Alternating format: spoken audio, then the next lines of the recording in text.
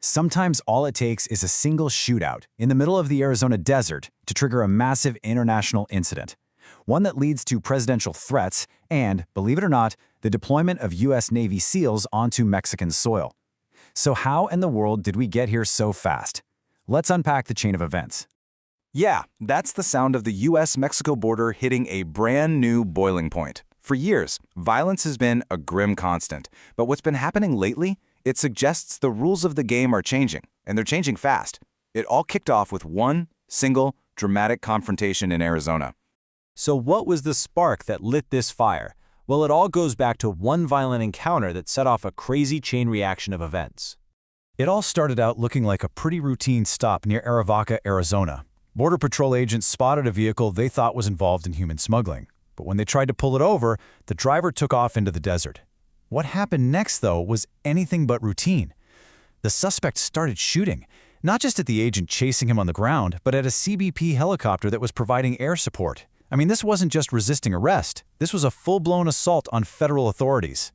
Now get a load of the suspect, this guy Patrick Gary Schlagel. This was not some random desperate smuggler. Nope. He was a career criminal with a rap sheet a mile long, including, get this, a warrant from the U.S. Marshals for escaping a conviction for alien smuggling? So yeah, this guy knew the stakes, and he was more than willing to escalate to deadly violence.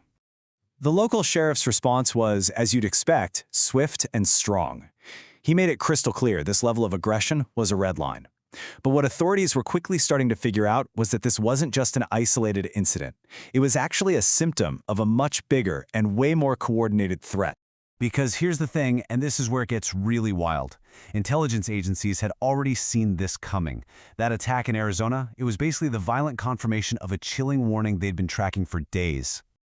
Just days before the shootout, the FBI put out what's called a hypervigilance order. And look, this wasn't some generic "be careful out there" memo. This was specific. It was based on intercepted cartel chatter, and it was a direct alert that cartels had given the green light to attack U.S. personnel. The order was simple. All agents had to wear body armor at all times, no matter what they were doing. So this begs a huge question. Why? Why would a cartel, whose entire business relies on a certain amount of, well, predictability at the border, deliberately provoke the United States?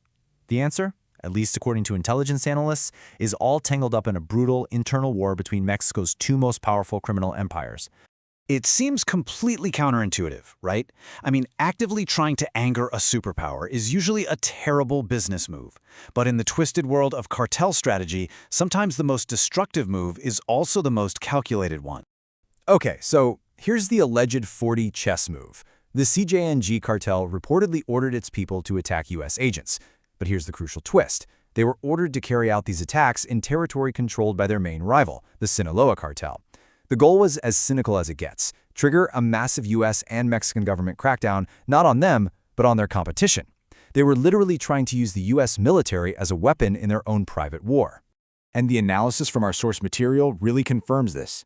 The cartels know that when U.S. agents get targeted directly, when their helicopters are getting shot at, Washington can't and won't just look the other way. The plan was basically to invite a world of hurt from both sides of the border and aim it squarely at their rivals. And the crazy part? The gambit paid off.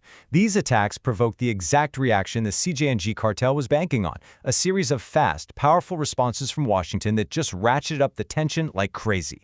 First, the Trump administration designated 8 major cartels, including both Sinaloa and CJNG, as foreign terrorist organizations. Now, this is a really big deal. It moves them out of the box of just being criminals and allows the U.S. to use a whole different set of tools against them. Things like financial sanctions and intelligence operations that are usually reserved for groups like ISIS or Al-Qaeda. Then came this very direct warning from President Trump. That phrase, "hitting land," that signaled a massive shift in policy. The message was unmistakable. The old approach of just trying to contain the problem was over. The U.S. was getting ready for direct action. And you have to understand, this wasn't just an empty threat. It landed with the weight of very recent history. Just weeks before, U.S. Special Forces had conducted that raid in Venezuela to capture Nicolas Maduro. So when the FAA all of a sudden shut down the airspace over El Paso, which is right across from the cartel stronghold of Juarez, it sent absolute shockwaves through Mexico's security establishment. They feared it was the overture to a similar U.S. operation on their own soil. All that fear of an American raid ultimately led to something unprecedented, and maybe even more significant, an official invitation for elite U.S. soldiers to enter Mexico. 19. That's it. That's how many U.S. Navy SEALs the Mexican Senate authorized to come into the country.